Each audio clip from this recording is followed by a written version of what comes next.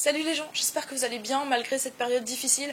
J'avais prévu de vous faire des vidéos de favoris de l'année 2014 séparées avec des millions de trucs que j'ai aimés cette année et puis j'ai commencé à les filmer et au vu des événements franchement tristes de ces derniers jours, je me suis rendu compte que j'étais pas franchement dans l'ambiance de filmer toutes ces choses là et que j'attendrai un petit peu plus tard, donc maintenant que les choses se soient calmées pour vous faire une vidéo beaucoup plus courte où je vous présente tout simplement mon top 10 de cette année 2014. Donc avant de revenir aux choses futiles qui nous intéressent aujourd'hui dans cette vidéo, je voudrais vous dire, si vous voyez cette vidéo avant dimanche, que j'espère que vous serez nombreux et nombreuses à vous mobiliser et à faire partie du mouvement de solidarité qui aura lieu ce dimanche. Et maintenant, contrairement à ce qu'on dit d'habitude, passons aux choses non sérieuses.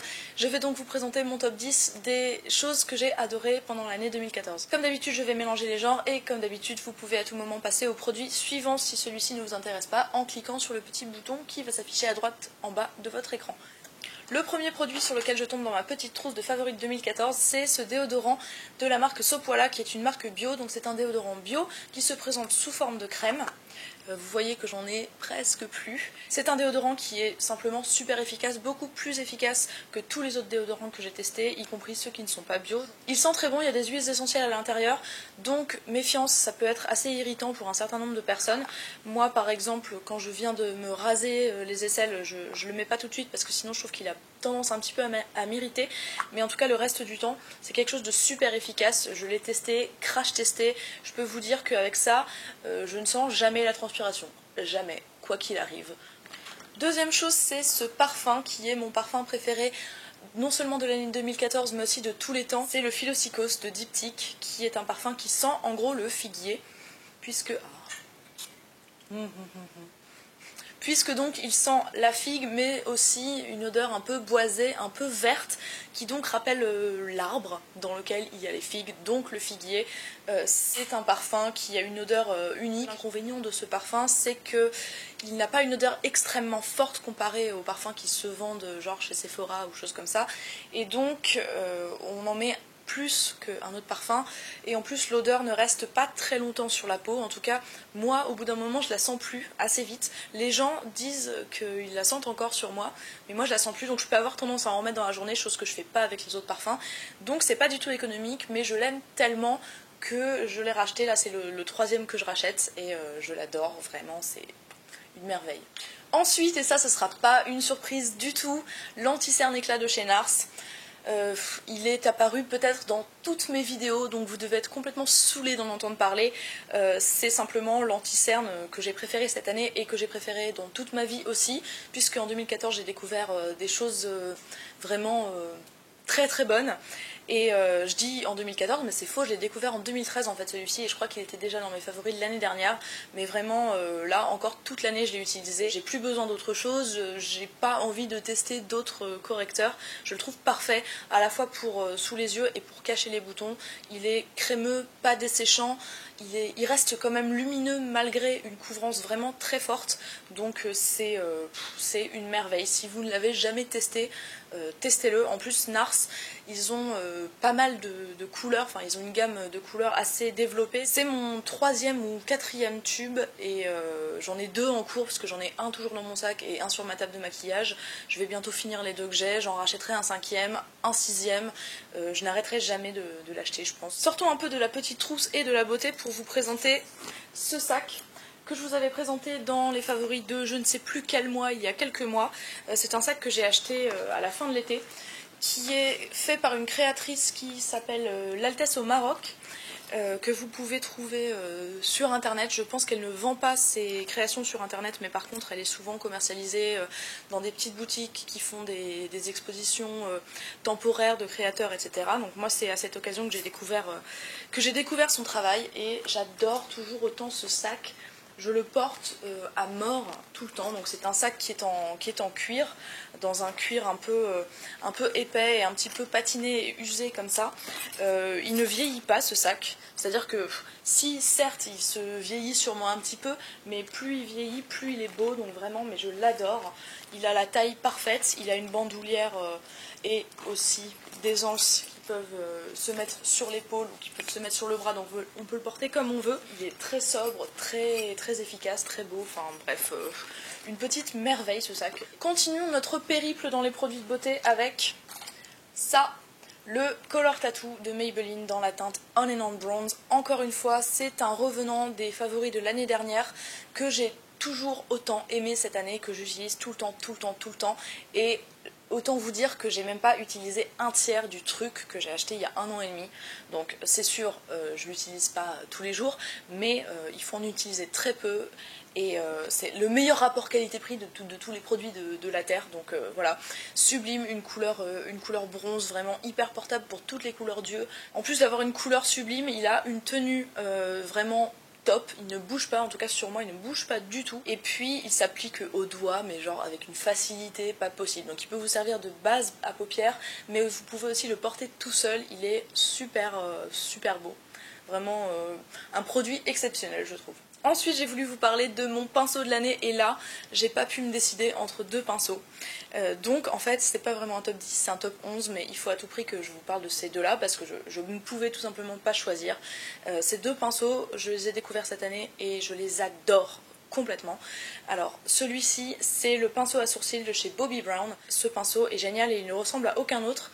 Il a un embout qui est assez rêche et biseauté et en même temps assez épais, donc avec ça vous pouvez pas du tout vous faire un trait d'eyeliner, mais par contre pour faire les sourcils il est parfait, il permet de faire les sourcils vraiment super rapidement avec une ombre, aucun souci, en même temps il brosse et si vous mettez votre ombre par exemple par dessus un crayon, ça va en brossant enlever l'excédent un peu cireux du crayon. Bref, c'est une petite merveille et maintenant je n'utilise plus que celui-là pour me maquiller les sourcils et je ne m'en séparerai jamais. Et le deuxième pinceau, c'est un pinceau beaucoup moins cher mais qui n'a pas du tout les mêmes fonctions.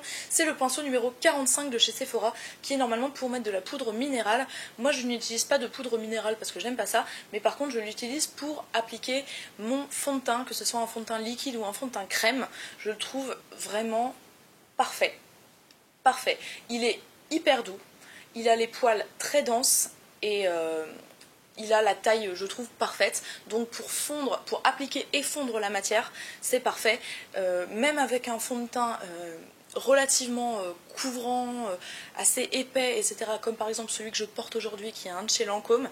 En utilisant ça et rien que ça, je me retrouve avec un résultat vachement naturel, ça fond super bien le truc et ça donne un résultat vraiment genre peau parfaite mais tout en naturel. Puisqu'on parle de fond de teint, ça m'amène à mon fond de teint de l'année. Typiquement les produits de teint c'est les choses qui m'intéressent le plus en maquillage et j'en ai beaucoup qui me plaisent, donc beaucoup que j'utilise, mais vraiment s'il y a un grand gagnant c'est celui-ci. Je suis très contente de l'avoir acheté.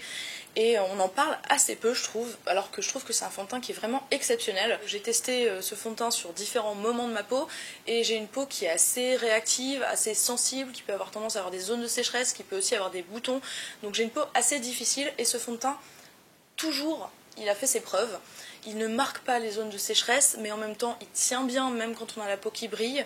Il a une couvrance qui est modulable, qui peut aller de légère à presque forte, alors ça va pas être la haute couvrance mais on peut en rajouter et ça devient jamais plâtré et dégueulasse. Et puis en plus, et c'est ça qui est écrit dessus, c'est fond de teint couvrance invisible et c'est vrai. C'est vrai, ce fond de teint, s'il est bien appliqué, il ne se voit pas sur la peau. Et ça c'est rare quoi, parce qu'il y a pas mal de fonds de teint qui sont genre...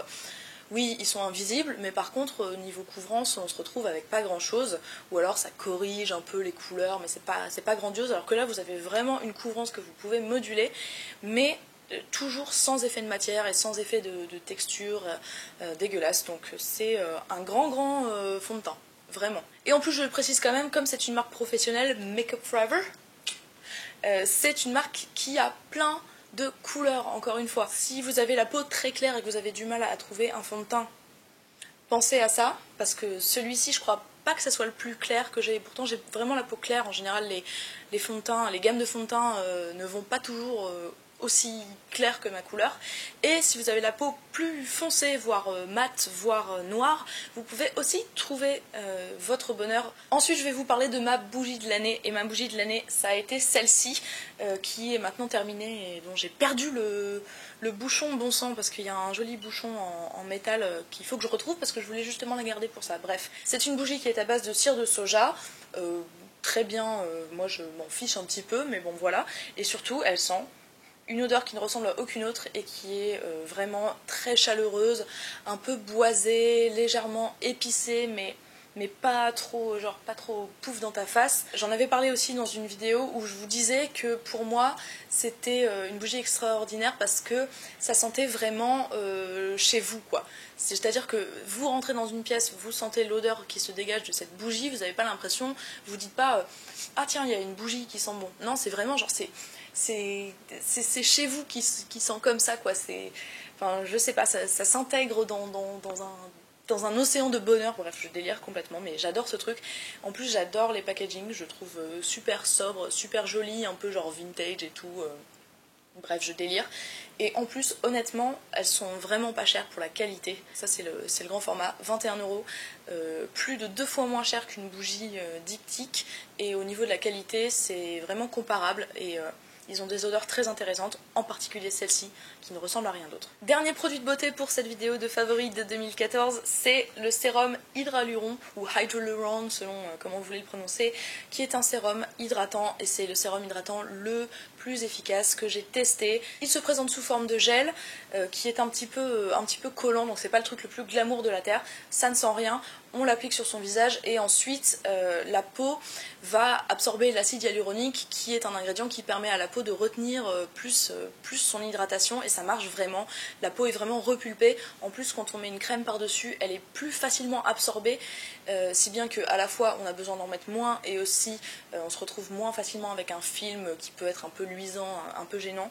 Donc c'est un produit de très très grande qualité qui n'est pas forcément très facile de se procurer en France, en tout cas dans le commerce on ne peut pas l'acheter, mais on peut le commander sur le site de Boots et si vous êtes de passage en Angleterre, achetez-le. C'est relativement cher même si on n'est pas dans les produits de beauté très très chers, mais ça vaut vraiment vraiment son prix. Récemment je l'ai utilisé sur mes plaques de sécheresse qui devenaient insupportables, ça faisait 3 mois que ça durait et j'ai vu une réelle amélioration. Ce produit est exceptionnel. Et mon dernier favori, c'est un favori lecture qui se présente sous forme d'un magazine dont je vous présente 3 exemplaires parmi les millions que j'ai. C'est le magazine Cosette, qui est un magazine juste vraiment génial. Cosette s'est présenté comme une alternative aux magazines habituels dits de presse féminine qui sont dédiés en fait à la beauté, à la minceur, à la cuisine, aux choses dont on considère que ça intéresse le plus les femmes de manière générale. Et Cosette s'est dit pourquoi ne pas faire un magazine pour femmes qui ne s'intéressent pas trop à la taille de leurs fesses, mais plutôt à l'état du monde, qui présente à la fois des choses très sérieuses, qui fait des enquêtes vraiment intéressantes. Cosette est vraiment là quoi quand il s'agit de parler d'actualité, de ce sujet politique. Mais bien sûr il y a aussi plein d'autres choses sur Cosette, c'est pas entièrement un magazine politique mais il parle aussi de sujets scientifiques, de sujets de société et puis c'est un mélange en fait entre un travail journalistique vraiment sérieux et un ton qui est parfois très provocateur, parfois très humoristique, mais pas toujours. Et donc en fait en feuilletant Cosette il y a des moments différents, des articles différents, des ambiances différentes et c'est la vie quoi. Cosette c'est la vie. Voilà, sur ce cette vidéo de favoris est terminée. J'espère qu'elle vous a plu, j'espère qu'elle vous a fait découvrir certaines choses peut-être. Et sur ce je vous souhaite une très bonne journée, une très bonne soirée. Je vous dis à très bientôt, peut-être dimanche. Salut!